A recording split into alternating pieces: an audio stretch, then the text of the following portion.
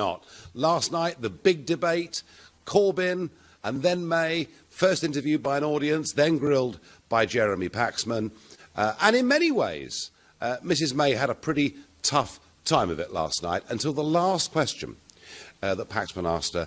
And then when she answered, when she said, no deal is better than a bad deal, she got the audience to clap. Before, they'd been deriding her. Corbyn appearing, I think, to many, to have come out of the experience better, although perhaps a little bit evasive, on how he might deal with terrorism. Well, this morning, it has to be said, Jeremy Corbyn had, and I'm doing my best to be neutral, but it was a total nightmare of an interview when he didn't know what Labour's proposals for childcare would actually cost. And, of course, that follows on from Diane Abbott, who proved to Nick Ferrari that she couldn't do basic arithmetic, and indeed John McDonnell, the shadow Chancellor, who didn't know what the size of a deficit was.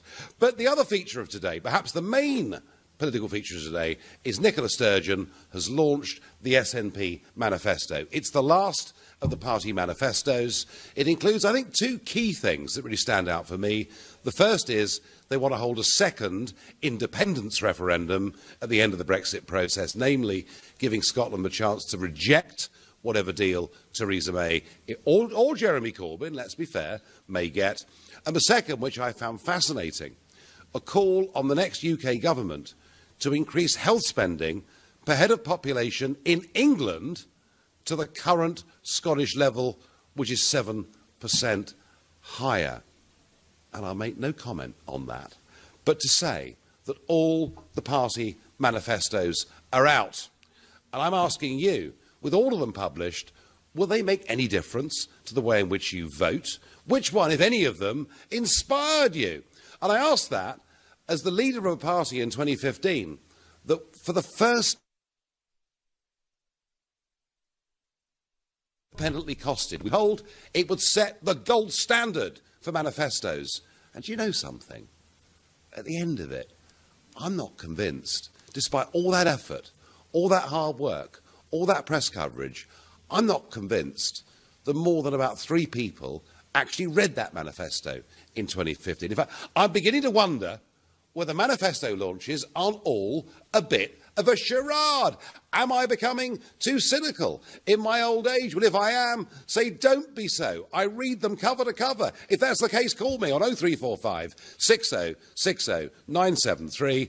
If you think I'd rather read the terms and conditions of my latest gas bill than read a manifesto, then you can text 84850. Or if you think I've never read one in my life and it'll make no difference to the way I vote, well, tweet Farage and LBC at LBC. And, of course, you can watch us on LBC's Facebook page live right now. I'm going to go to John in Hailsham. John, who has inspired you, if anybody? Yeah, good evening, Nigel. I must admit, I've been watching the political debates, and of all the people I've seen so far interviewed by, say, Andrew Neil, without a doubt, Paul Nuttall has definitely come out the most professional of all of them. And I really do feel their sort of manifesto, the UKIP's manifesto, is certainly the best one. And I'm actually going to be voting. I am going to be voting UKIP. I do feel that Jeremy Corbyn and Theresa May, when they've been interviewed, they certainly have fallen well short of the mark. But Paul Nuttall, I think, certainly has been very professional. What was it, John? What was it in particular that impressed you about Nuttall? I think he's putting the right policies forward. I mean, without a shadow of doubt, we have to accept the fact that obviously migration is one of the biggest problems in Europe. In Britain, I should say. And I think Paul Nuttall has put through logical policies would probably get us out of the problems we're in at the moment. So John, just to get back to my original question and chat tonight, it sounds like it's Paul Nuttall's personality and Paul Nuttall's answer to questions that impresses you more than actually the UKIP manifesto. Well, no, I do really feel that UKIP's policies, I'm in total agreement with the policies, but at the same time as saying that, Paul Nuttall, he was put, obviously, Andrew Neil puts any politician under pressure, doesn't he? And I know, I've been there. And I do really feel that Paul Nuttall Of the interviews I've viewed so far, Paul Nuttall definitely did stand up under pressure. OK, no fun. And, John, one last trick question for you. Yep. Have you actually read the UKIP manifesto?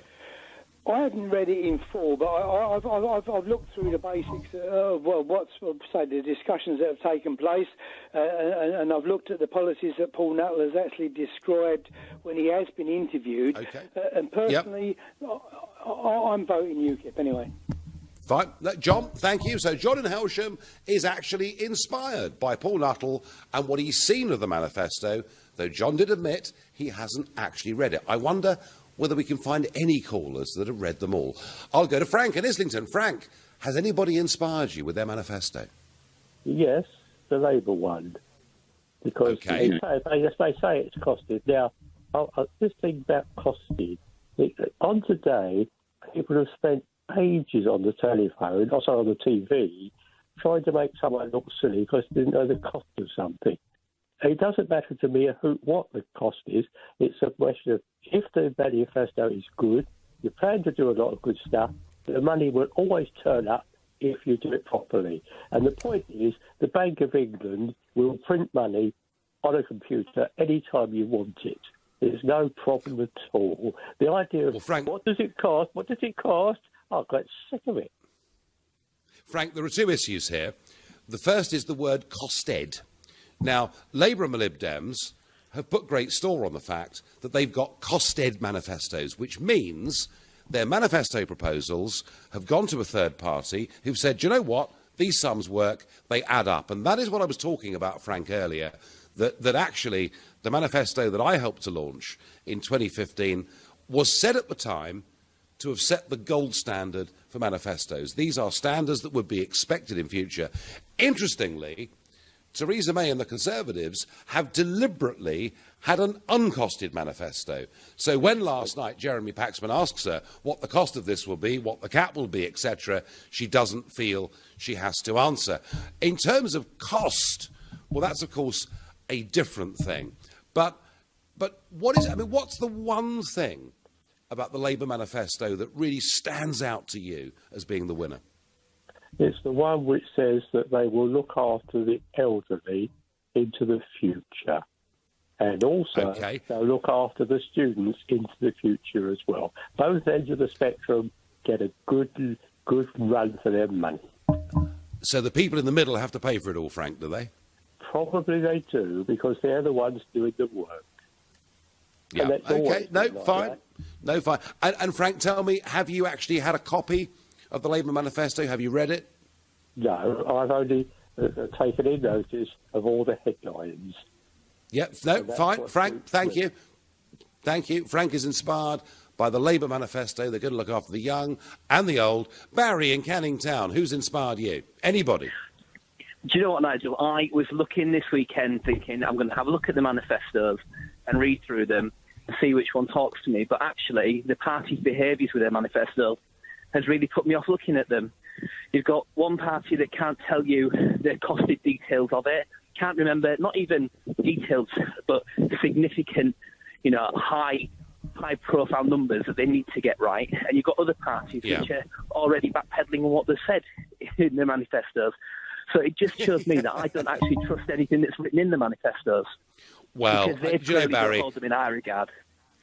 Isn't it fascinating that, I think remarkable that Theresa May has U-turned on a manifesto pledge before the elections even happened. And there's Corbyn this morning going on to Woman's Hour to talk specifically about childcare. About that one. And I know, because I've been there, Barry, I know remembering all of it, when you've got an 88-page manifesto or whatever it is, isn't easy. But when you're going on a programme to talk about that issue, not to remember the number, it's a bit embarrassing, really, isn't it? Well, if you're going to launch a strategy for anything, you need to know the highlight things that you need to announce. And with all what's gone on recently, you know that if you're going to go on Women's Hour to launch something about childcare, the thing that's probably going to come up is how much is it going to cost? It was an inevitable question. Yeah. And to not even have that in your fingertips written on the back of your hand, whatever, it just demonstrates that it doesn't demonstrate a lot to me. But equally, Barry, tell me something. Barry, tell me. Go on. Are the manifestos, are they worth the paper they're written on? I don't know. I'm not even going to pick one up because I don't think that the committees are their reality. So I don't. In that case, no, they're not, because they're not going to communicate to anybody. Barry, you're a star. Thank you. Have to say, I'm getting very cynical. I rather agree with Barry. With the launch of the SNP manifesto and 10 days to go, all the parties' manifestos are out there in the open. I'm not convinced anyone has actually read them, that they're really worth the paper they're written on. But, of course, we do get the fillets of the manifesto fed to us through the media. And I'm asking you, whether you've read it or not, which of those manifestos has really inspired you? And on text I get, Nigel, you missed the point. The electorate don't need to read the manifesto. Andrew Neil does that and forensically interrogates the politicians. Annabelle, well, not just Andrew Neil, I think Nick Ferrari is having a pretty good campaign too, and others. The best manifesto was a UKIP leaflet dropped through the letterbox giving the bullet points of their manifesto, says David. The problem with manifestos is they're written by lousy fiction writers completely out of touch with reality, says Richard in Chelsea. Bella says, I could never ever vote for Corbyn. Yeah, but Bella, the question was, have you seen his manifesto? Maybe you have. And Paul says to me, as you're meant to be a neutral broadcaster, Nigel, try saying something nice about Jeremy Corbyn. Well, Paul, last night, after he'd spoken with the audience, with Faisal Islam, and he'd then done the 18 minutes with Jeremy Paxman, I put out on Twitter that whilst I didn't agree with Jeremy Corbyn's politics, I thought he came across as a very genuine person. I got 6,000 retweets in a few hours, including Labour MPs, saying I never thought we'd put out stuff from Farage, but we have. I couldn't actually have been nicer about Corbyn. And remember, please, Paul, that on the day of the Labour manifesto launch, I said on this programme that I thought he'd put more vim and vigour and passion and energy into that than anything I'd ever seen him do before. And, Paul, thirdly, I've said again and again on this programme, the only party leader who really appears to be enjoying himself out there on the road is Jeremy Corbyn. That was until, Paul, this morning. And I think what happened this morning was a total car crash. Listeners, if you think I'm wrong, if you think that interview was okay, you call 0345 6060 973 and you tell me that I'm wrong. I'm going next to Andy in the Netherlands. Andy, are you voting in the UK election? Sadly, I'm not, because of EU law, that won't let me. So then won't let you? That's another reason to get out of the EU. But sorry about that, but the quicker out of the EU, the better. It stinks, trust me. I've read all 5 of the manifestos. I've read from... Now, hang on. Andy. When you say you've read all 5 of the manifestos, do you actually mean that? Yeah, I've read them all online, yeah. What, all of it? The Green Party. The ones that now, the Green... think that they've got a money tree and unicorns in the back garden. Now, the Green Party one was quite short, wasn't it? It was about 22 pages, wasn't it? Something like that, and it was how can I say, it must have been put together by a bunch of 5-year-olds at an infant school. Because and how big was the... figures is absolutely how big was the Tory manifesto? How big was the Tory manifesto, Andy? It was about 80-odd pages, I think. I can't remember exactly, right. But I went a bit dizzy from reading it because it contradicted itself. And right. Well, Andy, just one thing. I've got the Tory manifesto in front of me, and you're right. It is just over 80 pages, so you're not pulling the wool over my eyes. You actually genuinely have sat down and read all 5 party manifestos. Andy, have you got nothing better to do in your life? Yeah, I have, but that's of an evening. That's of an evening. When it comes to politics, Nigel, and anybody starts having a go at me on social media, I like to get my facts right before I open my mouth. This is where the major 3 parties, from the Lib Dems to the Conservatives and Labour Party, have got the facts actually wrong. Even the Green Party. Because I'm just wondering, with the deficit that the UK's got at the moment, and with... Hang on, Andy, we're not discussing the deficit. we're not discussing the deficit or debt. Do you realise there was an hour and a half of leaders' debates last night on television where Faisal Islam or Jeremy Paxman did not once ask the Prime Minister or the man challenging to be Prime Minister about debt or deficit? I found the whole thing almost unbelievable. That's true, because that's the simple reason that they're not telling people in the manifestos. But as where, I'm sorry to say this, I'm going to have to be biased on this, the UKIP manifesto came across very strong, very open and very honest of where the money's going to be coming from for the UK in the next 2 years. Now, funny enough, that Paul, for the past few months, has been saying the word 11 billion. And amazing, all the other party leaders are starting saying, we're going to be spending 11 billion on this, 11 billion on that. But to hear Corbyn this morning, you could actually hear the brakes screeching outside because it was such a car crash. It was as bad as dying Abbott's. I'm sorry to say, he may come across as a fantastic bloke and wanting world peace and blah, blah, blah. But his policies, with everything else that he's got in line, he's living in cloud cuckoo land. So basically, Andy, you're sort of a little bit pleased with the UKIP one, but not happy with the rest of them. Is that kind of your position? My position is who's paying for this in the long run? And that'll be the everyday working man and woman. From grandchildren, Andy. Our grandchildren, Andy. Since 2010, our national debt has more than doubled. That's the debt we've been accumulating since the time of the Napoleonic Wars, and nobody, Andy, is even talking about it.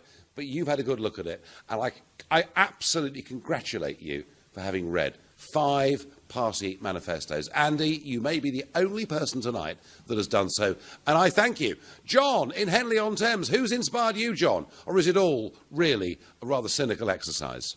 I think it's rather cynical. I'm afraid I've lost faith in both the major parties, the Tories and the Labour.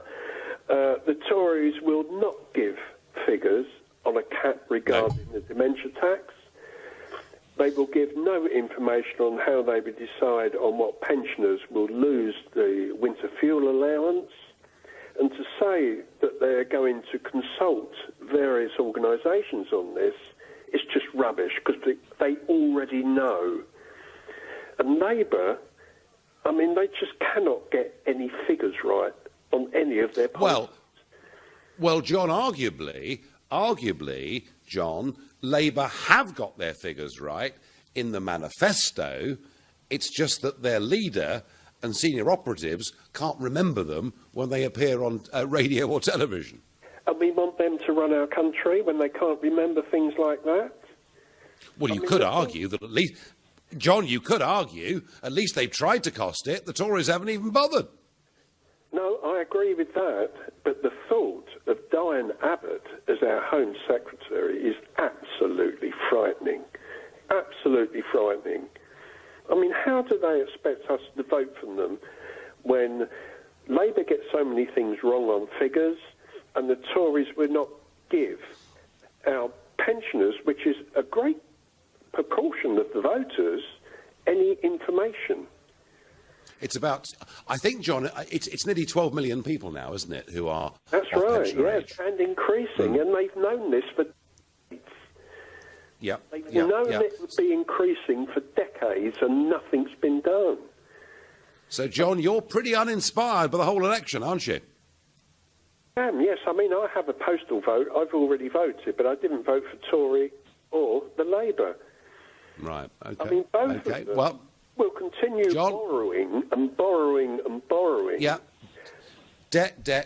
Yeah, it's running. It's still running.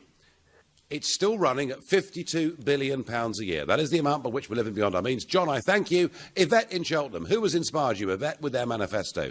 Or haven't you bothered to read them? Well, I'm sorry to say you're right. I haven't actually haven't bothered to read them because I've kept my eye on the main ball, which is that I'm going to vote for the party which I think will make the best deal with the bullies of Europe, I'm afraid, because it's more important to me that we don't pay £100 billion as a punishment fee to Brussels than anything else at the moment. That's the main issue, and I think we're taking our eye off the ball when we forget that and concentrate on more domestic issues at the moment. So, Yvette, for you, this is the Brexit election, yeah? Yes, it is indeed.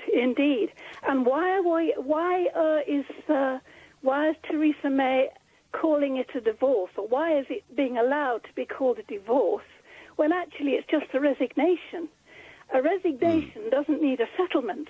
A divorce might do. Well, we're leaving the club. We're leaving the club, and we have huge investments and assets in that club. Yvette, I thank you very much indeed for your call. Nigel, there's so much wriggle room due to manifestos being open to interpretation that they are virtually meaningless. Also, they're voided in the event of a coalition government, says Rob. Well, Nick Clegg found that out, didn't he? Boy.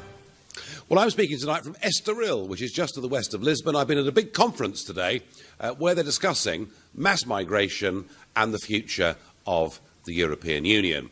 And, there are plenty of Brits here. There are members of the House of Lords here, some of whom earned their money in Brussels for many, many years. And I have to say, I'm not sure that I've been a particularly popular hit here today, because they are all completely obsessed with Brexit. They're terrified of Brexit because, of course, they realise that the UK leaving is the equivalent to the economies of the 20 smallest countries of the European Union leaving. Yeah, that's right. The UK economy is as big as the 20 smallest countries of the EU. But I'm here and I'm doing it because one of the things I promised was, I said I wouldn't stand for the UK Parliament. I would continue with my job as leader of a group in the European Parliament, and I would travel around Europe saying to people, give the Brits a reasonable deal. So I've been appealing to the Portuguese today and saying, through their media particularly, and saying, look, we have a relationship, a friendship. We've been allies for many, many centuries. In fact, the British-Portuguese relationship is the oldest alliance in the world. And I'm saying to them, please, when those bullies, Juncker and people like him, want to punish Britain for leaving, make the common sense case for us to have a sensible free trade deal. And I'm here today. I was in Estonia a couple of Fridays ago, and I will be in the next few months in the Czech Republic, in Germany and elsewhere. It is perhaps a bit of a one-man crusade, but then I've done one-man crusades for the whole of my life. And we're talking, though, today about the manifesto launches. And the SNP have launched this really big, strong anti-austerity manifesto where they are even calling on the UK government to increase health spending per head of population in England to a level that is the same as Scotland. Some people may wonder where all of that money in Scotland even comes from. And, of course, they want a second referendum on, they call it independence, I call it separation, at the end of the Brexit process. So all the manifesto... Nick Ferrari at breakfast on LBC. But if you look at some polls, in one survey, it's quite extraordinary. Theresa May's net approval rating lead over Jeremy Corbyn has fallen from 56 points to 22. Michael Brown is former Conservative MP. We could be facing in 10 days' time Diane Abbott in charge of our security, John McDonnell the Marxist in charge of our wealth, or rather losing our wealth, and Jeremy Corbyn as Prime Minister. Peter Edwards, who's editor of Labour List, a blog supporting the Labour Party. Whatever you feel about David Cameron, he generally stuck to his guns, whereas Theresa May, first of all national insurance in the budget, then no election, then we had one. She is all over the place. Nick Ferrari at breakfast, every weekday morning from 7, only on LBC. With Hampton by Hilton, now open in Aberdeen. So we've seen all the manifestos, the SNP being the last of them, and I'm asking you, which of these manifestos has inspired you? Who amongst you has actually read them? And we did get a caller from the Netherlands who'd read all 5. My feeling as a party leader in the elections of 2015 is that parties work incredibly hard on producing and publishing manifestos with pictures and shiny covers, and I'm not actually convinced manifestos of their own right really change anything at all.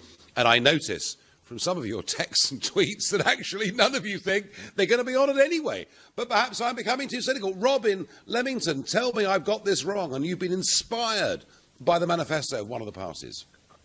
Good evening, Nigel. No, I haven't really been inspired by any of them in particular. The point I just wanted to make is that, I mean, well, apart from that guy in Holland, no one reads the manifestos, obviously. I mean, we've all got better things to do.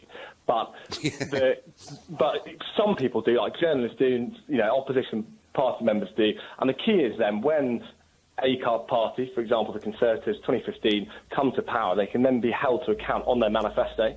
So we saw that most clearly with Philip Hammond's backtrack on sort of the white van man tax. That was in the budget, wasn't it? Yeah. Yeah, exactly. And so they promised in the 2015 manifesto there wouldn't be any increase in that. And then a budget 2 years later, there is an increase.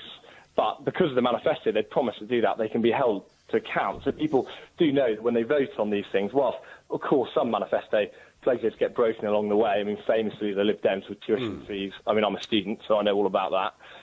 But actually, I think the manifestos do hold an important purpose because that's how parties are judged. Perhaps we don't, go through them with a fine-tooth comb.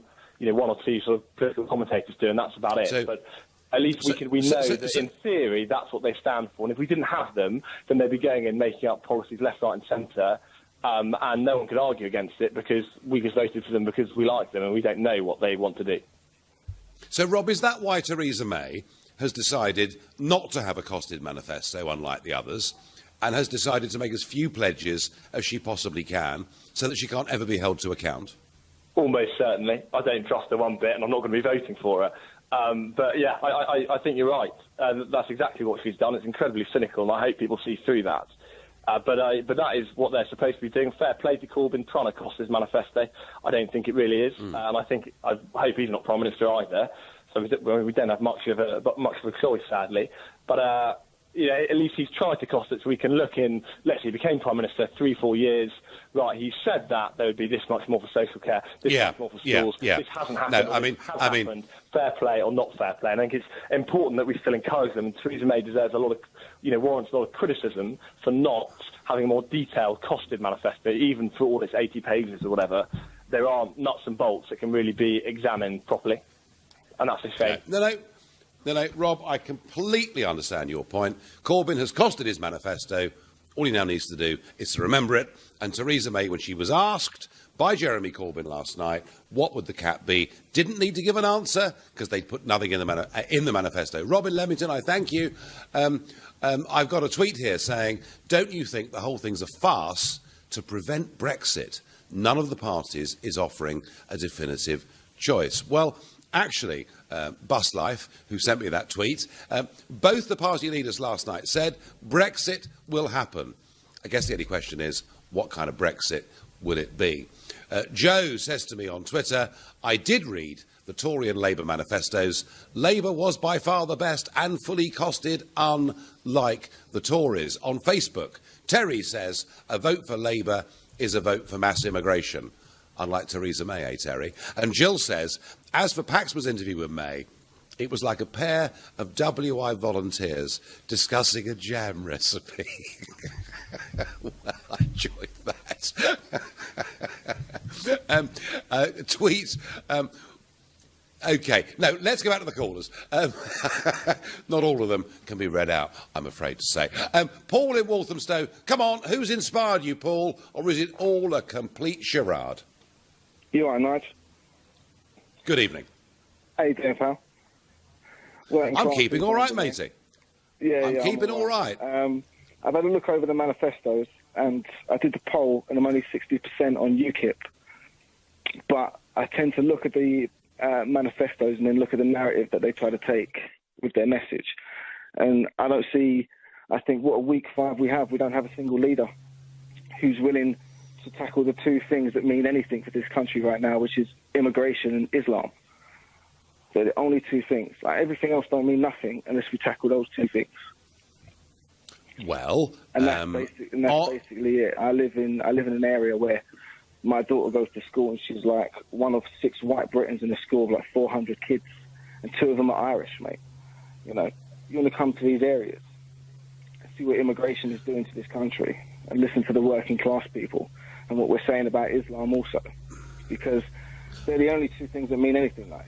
And no political leader is tough enough to talk about it. They tiptoe around it. And we need a leader right now. We're going off into the world. We don't need to hold people's hands in Europe and pay money. And it's just nonsense, mate. But I mean, Paul, Theresa May, set out her campaign saying she would give Paul, people like you in Walthamstow, strong and stable leadership. Do you think that's not really the case? No, that's a lie. I've got a 9-year-old little girl, and I pay above so much for like temporary accommodation. And this is what's happening to British people in these areas, people like me.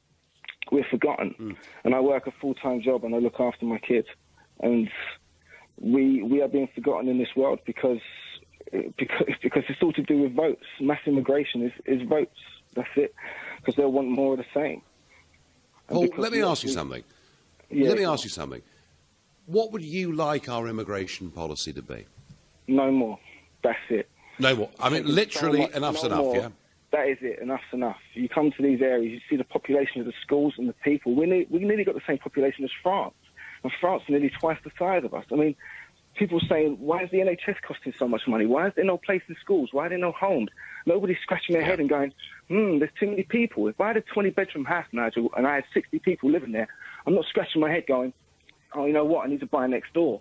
I need to make myself poor and get another mortgage and buy next door because I need to hire these people. No, some of them got to go. We need somebody with a backbone who's going to say, you know what, we're not taking it no more. This is why, like, you middle-class people are, like, tiptoeing around issues. And it's like, no, immigration, Islam, stop it. People are dying. Paul, you've given a very, very heartfelt plea, and I thank you for your call. And it's a plea that many in the administrative classes and the middle and upper middle classes in this country will sneer at. They'll sneer at people like Paul, but actually it's worth remembering in virtually every opinion poll, nearly half the country think Paul is absolutely right in what he's saying, and he's living on the front line of it. And there is, I think, a lot of feeling. LBC Through Your Workday with James O'Brien from 10, followed by Sheila Fogarty at 1 p.m. But you do understand that in situations like this, we need to decide whether our actions are going to be effective or not. We need to stand up as a country and get the army, and then as soon as start then. What do you want the army doing? What are they going to do? Take no straight. Kyle, doing what? Leading Britain's conversation. This is LBC. Well, Paul in Walthamstow, a really heartfelt plea there. He says immigration is fundamentally changing his area, his community, and the big leaders are not representing that conversation at all. Alan in Doncaster, who's inspired you with their manifesto? Nigel, Paul from Walthamstow has just inspired. Has he? I thought he was fantastic. He said everything that everybody wants to say. And the reason, of course, the other people, the upper class and the middle class sneer at people like him is because there are no migrants, immigrants and problems like that in the Cotswolds or in the countryside where they sit taking in their money from the businesses where they employ migrants who are taking low-paid jobs, and these people are making lots of money from this migration business. But I'm not ringing up to talk about that. I'm ringing up about Nicola Sturgeon's manifesto. Yeah. I'd like to put a smile on her face, a smile on your face, and a smile on every Brexiteer, because I'm a Brexiteer. Right. Nicola wants to stay in the EU, as does the lady in Clyde Cymru in Wales. Nicola wants to tell the British government how much to pay our families and children. She obviously wants to govern the United Kingdom, and she wants to stay in the EU. Well, I've got the solution. The solution is we hand over control of the United Kingdom to Nicola Sturgeon. She can stay in the EU. She can control the United Kingdom. And all England has to do is have a referendum to leave the United Kingdom, and then we'll be out of the United Kingdom. We'll be out of the EU. We won't even have to sign Clause 50. We won't have to pay any divorce bill. We can leave the EU, United Kingdom, still inside the EU, and then the EU will be happy, but not with the lower income, of course. And all our Brexiteers, which are predominantly in England, we can be happy out of the EU and get on with our lives. Well, Well, Alan, don't forget that Wales voted to leave the European Union as well, and a third of Nicola Sturgeon's voters voted to leave the EU also. Alan, it's a great fun plan. It ain't going to happen. You're listening to the Nigel Farage Show. 10 days to go to the referendum. All the party manifestos are out there printed. Forests have been felled to print these things, and I'm asking you, have any of them inspired you? Do any of them make any difference? Or, like me, do you really rather take the view that actually, however good they may be, or bad they may be, no one actually reads the blooming things? Jan says, if it wasn't for Brexit, I would have voted UKIP. But any true Brexiteer can only vote Tory. That's Jan's view. Christine says, we have to look at what's best for the UK as a whole, not for individuals. Well, that's very high-minded, Christine. I wonder, Barbara in Edinburgh, the SNP have launched today. Are you inspired at the thought of Indy Rev 2? Oh, no, and I think that if you lived here, you'd realise that they are flying by the seat of their pants. Right, go on. I hardly meet anybody who would want another referendum. So I think they know that they're just going through the motions because they can't back down. It's their whole ambition. Yeah, well, yes. I mean, there's nothing wrong, of course, in a party having a great cause, Barbara, is there? No, I agree. But I'm just saying that's what I think, that is their cause, and that's it, regardless of what people think. And how do you, OK, what do you think of the other party manifestos? Does anything really grab you and say, wow, I love this? Well, Paul Nuttall, I was pleasantly surprised. I know Paul Nuttall from, watching him over the years, really, and he's just, well, I think he's following in your footsteps a little bit, Nigel. OK, Barbara, let me ask you something. Uh-huh. He talks about banning the burqa, banning the niqab. Do you think that's acceptable in our country with its history of tolerance and freedom? It's not him who actually said ban the burqa. It's a kind of media thing, isn't it? What he's actually said, that his faces shouldn't be covered in public. Yeah. And I agree with that, because unless you've got a medical condition or something, it's a very strange thing, and it precludes you from doing so many things.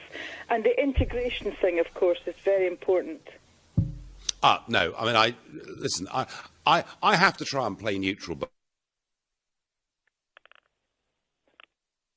LBC at the weekend starts with Andrew Castle from 7. I just have my doubts about this country and its determination to build hundreds of thousands of houses. You can't even apply for planning permission if you've got a bat anywhere near your place. Andrew Castle, leading Britain's conversation. Saturday and Sunday mornings from 7 on LBC. LBC at the weekend starts with Andrew Castle, and from 12, Majid Nawaz. ISIS didn't radicalise those 6,000 that went from Europe to join them. ISIS merely plucked the low-hanging fruit. The communities are already radicalised, and the only way to turn this around is within civil society. We have to push back against this from a young age. The second is training provided by government for us to be able to recognise the signs of radicalisation. Right now, most people don't know the difference between a Muslim who may start praying 5 times a day and a radicalised Muslim. There is a way to identify that difference, but most people wouldn't know where to begin. Majid Nawaz, leading Britain's conversation. Saturday and Sunday from 12 on LBC. Barbara, I lost you there briefly. Oh, yes, look, I'm sorry. On the integration stuff, yeah, of course that's important, and we all understand that. But there's one other question I want to ask you. Because several callers tonight have said they've seen Nuttall, they like the cut of his jib. He wants to have, or thinks we should have, a referendum on the return of the death penalty for people like Ian Brady and people like the people that murdered Fusilier Lee Rigby. Do you think that's right? Well, it's a very difficult subject, but to be honest with you, the way things are going, I'm kind of in agreement with him. Are you? We're keeping people in prison. We've got problems with the prisons, keeping people in prison for so long. It's a very difficult one. Well, Ian Brady was in prison. Ian Brady was there 51 years, wasn't he? Ian Brady was there. So anyway, what I'm saying to you is, so you don't find the idea of a referendum, perhaps, on the return of capital punishment offensive in any way? No, not abhorrent at all. No, a referendum would be fine, because you would find out then the true feelings of people. Yeah, no. Well, look, Barbara, I'm the last person that's going to fight against the use of a referendum to settle a key issue. I wouldn't want them used frivolously. I wouldn't want to vote as often as the Swiss do, but there are times when it's the right thing to do. Thank you very much, Barbara, for your call. And I'm going to Paris next, to Andreas. Good evening. Good evening. Interesting conversation. You're talking about manifestos, and something that was in the last Tory manifesto was allowing people like me, British people abroad, to vote. And I was really disappointed earlier when I think it was someone from the Netherlands was saying, well, it's the EU's fault that we can't vote. It's not. It's the British government's fault that people like me cannot vote. And, I've lived in France for a while, and it's inconceivable that the French government would stop their citizens voting, and I wish it was the same in Britain. Is this, Andreas, the 15-year rule? Is that what you're talking about? Exactly. I mean, it's a question for you. You're an MEP, Nigel. Why, just the fact that you don't live in Britain, why should that stop you voting? I mean, I did what my government said years ago: get on your bike and get a job. I was unemployed in Britain, and rather than be on welfare in Britain, I got a job in France, and now I can't vote, and I'm punished for that. I know French people who can vote in 2 countries because they have Spanish parentage and they live in France, whereas I can't vote in any. How's that fair? Yeah, well, it's all about taxation, Andreas, isn't it? And the idea is, if you haven't paid taxes for 15 years in the United Kingdom, why should you be entitled to vote? That is the argument. What's wrong with that, Andreas? Because voting should not be linked to paying taxes. Can you explain the difference? Well, first, could you at least explain to your listeners that it's not EU policy to stop people voting? That's British government policy. No, it's British government policy, and there is the 15-year rule. By the way, Andreas, I don't pick up every caller on every comment they make, otherwise we'd be here forever, but you are absolutely 100% right. But I mean, surely voting can't be just about where you're born, can it? Well, it should be about citizenship. I was born in Britain. I'm proud to be British, and I think it's just a real shame that I speak to people in a lot of different countries, and I don't know any other country that stops its people voting because they live abroad. I'm patriotic as much as anyone, but I just don't happen to live in Britain. I think we're tougher than anybody on this. I think you're right, and you are also right in saying that promises were made previously that this would be addressed and nothing was done about it. Andres, if you did have the vote, which of these manifestos would inspire you? Well, I think they're all very poor, because I agree with what you were saying earlier. Politicians can't tell the truth, and post-Brexit, the impression I get is everyone who's for Brexit is considered racist, which is nonsense, and everyone who is against it is somehow considered unpatriotic, which is also nonsense. So we can't actually talk about the real issues. It's just people throwing insults at each other. Yeah. Well, Andreas, I'm used to that. I thank you for your call. I get on Twitter, yes, I've read the Labour and Conservative manifestos from front to back. One reads like a business plan, the other, a double-glazing sales leaflet, says Tim. And on text I get, Nigel, I'm really worried. What happens if Labour wins? I don't know who to vote for, as they're all as bad as each other, says Mark in Mill Hill. Mark, I don't think that's a particularly lonely view, I have to say. I think a lot of people are feeling like this, and I've got a feeling, and I'm not trying to drive it there, but I've got a feeling the turnout will be lower than anybody can imagine. And my last call of the evening, I've saved the best till last, I'm sure of it, is Paul in Exeter. Good evening. Hello, Nigel. Can you hear me okay? I can, yes. So come on. Who's inspires you, Paul? Well, the thing is, I've always been a Tory voter. Well, I was Labour before, and then obviously after the disaster of maxing out the credit card. Then I went to Tory. But this is the first election in so many years now where I don't actually know who I'm going to vote for. Because one thing, I look at Jeremy Corbyn and I think, all the bad things with the police and everything with the cuts and everything else. And then I think to myself, with the Tories, reeling the finances in. So I'm one of those voters that is, in between, Nigel, and, I've got to commend you for all your great stuff with Brexit and all that stuff. Sorry. On balance, Paul, do you think if on the 8th of June it's a bit wet and windy in the West Country, which it often is, although I've had some nice holidays down there too, but if it's a bit wet and windy and you've had a busy day, will you actually be bothered to go out and vote? I will. Of course, yes. It's my right to vote. I push all my friends. I go to Facebook and I go to all my But it's also your right not to vote, Paul. It's also your right not to vote. Paul, I've got to go. We're done. I thank you. Paul says he'll vote come what may. I am feeling a bit cynical about the whole process of the publication of these masses of paper in manifestos. Yeah, I know we can read them online too. I'm not sure they make very much difference at all. Politicos are concerned about them. Political geeks are concerned about them. People like Andy in the Netherlands read them cover to cover, but they are few and far between. I'll be back tomorrow night at 7 o'clock from London. Coming up at 10, it's Ian Collins, but up next, it's Clive Bull.